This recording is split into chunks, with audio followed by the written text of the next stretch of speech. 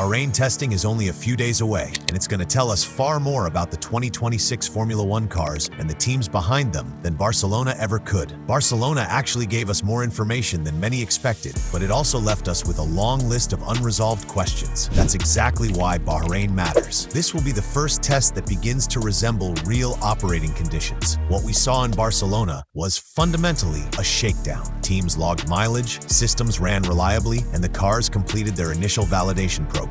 But they were still in very basic configurations. We didn't know fuel loads. We didn't know whether teams were running true 2026 fuel or legacy blends. There was no official timing, no structured sessions, and no clarity on whether teams were focusing on race runs, short runs, or simple system checks. Everything was informal. Useful? Yes. Conclusive? Absolutely not. Bahrain is where that changes. And today I want to focus on what this test will actually reveal about the 2026 regulations and the direction teams are taking. Before we go further, if you're new to the channel, make sure you're subscribed. We're just about to cross 1,000 subscribers. And honestly, this one means a lot. This channel started with a simple idea: talk about Formula One properly, with context. And genuinely, thank you to everyone who's been supporting the content. Let's get into it. One of the key topics ahead of Bahrain has been coverage. It's already been confirmed that we'll only see the final hour of running each day. That has a few important implications. If cars don't run in that final hour, there's effectively nothing to watch. Throughout the rest of the day, we'll rely on still images, limited updates from the media, and possibly live timing, though even that remains uncertain. At one stage, there were discussions about certain days not being broadcast at all. While media will be present and there will be a final hour window each day, it's still a very restricted view of what's actually happening. Barcelona, to its credit, passed without many major failures, but that was largely because teams were operating conservatively. Low engine modes, limited stress, and unknown fuel conditions. Bahrain will be different. One thing we can say with confidence is that these cars are already extremely fast in a straight line, even in baseline specification. In fact, they've already exceeded 2025 top speeds, and that's without knowing what engine modes were being used. A good reference point is Barcelona, where Esteban Ocon reached 355 km per hour on the main straight in the Haas VF26. In 2025 qualifying trim, that circuit never exceeded around 327 km per hour. That's a substantial increase. Yes, these cars sacrifice some performance in medium and low-speed corners, but the straight-line gains are undeniable, and they fundamentally change how drivers approach corner exits. Throttle application will be more critical,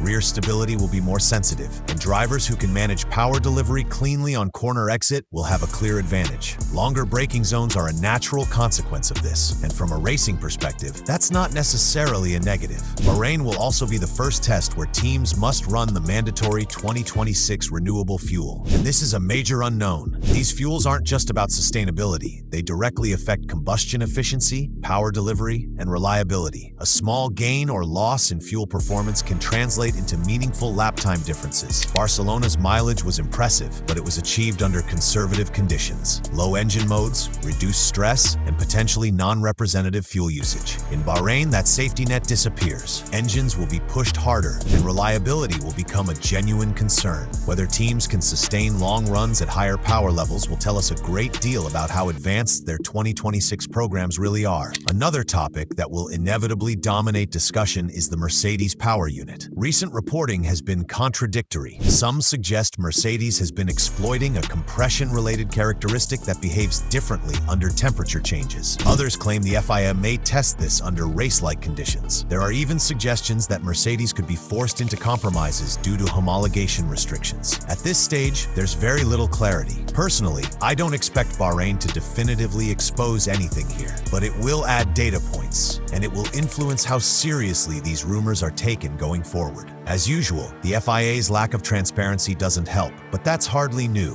One important positive is that all 11 teams will be present in Bahrain. Williams, who skipped the Barcelona shakedown and instead ran a limited Silverstone filming-style test, will finally be seen in representative conditions. We've also already learned something fundamental from the cars we've seen so far: suspension philosophy. 8 teams have committed to pushrod setups, while 3 have opted for pull rod. This isn't a component you can simply change mid-season. Once that choice is made, teams are locked in. Only 3 teams have gone against the majority. They may be wrong, or they may have identified a development path others have overlooked. It won't define the season immediately, but it will influence how these cars evolve. Unlike Barcelona, Bahrain will feature cars that are closer to their intended baseline. Mercedes has already introduced small but notable changes: cooling adjustments, front wing refinements, and aerodynamic detail work. Ferrari is expected to bring a more representative package as well. There's also a persistent rumor that Ferrari and Aston Martin are seeing strong correlation between wind tunnel, simulation, and track data, while other teams are struggling. If true,